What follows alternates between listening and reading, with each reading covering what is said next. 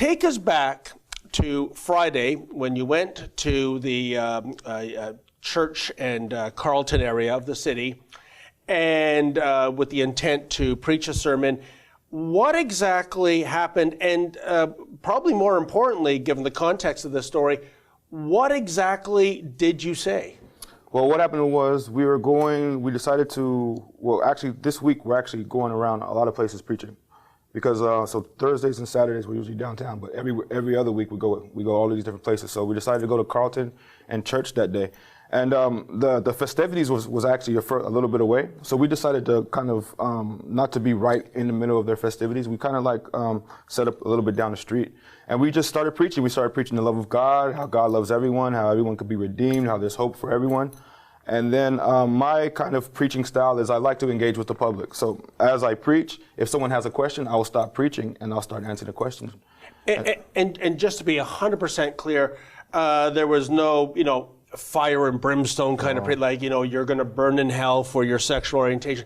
Nothing like that. You were just preaching the gospel. Absolutely, nothing like that. If you go to my YouTube channel, Dory Love, you can see that my message is consistent.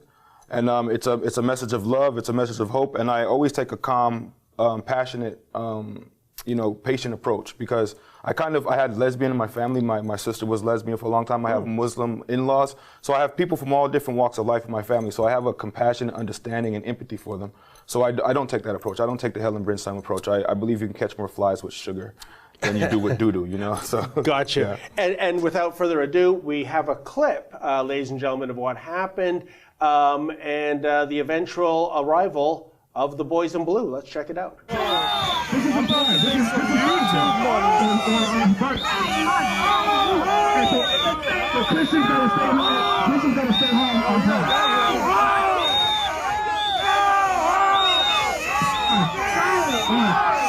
So once again, you're feeling convicted. Where's brother? So you're feeling convicted of your sins. That's the problem. And so, once again, God so loved the world that he gave his one and only Son, that whoever believes in him will not perish but have everlasting life. The Bible says that God didn't come into the world to condemn the world, but through him. Well, they're silencing him. They're arresting him.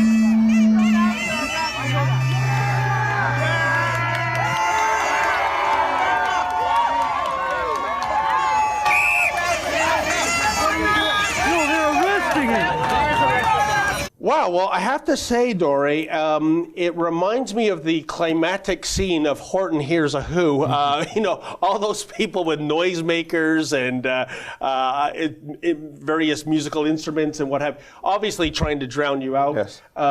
Cries of, go home, get lost, we're not into what you're preaching. So, needless to say, it was a pretty hostile crowd.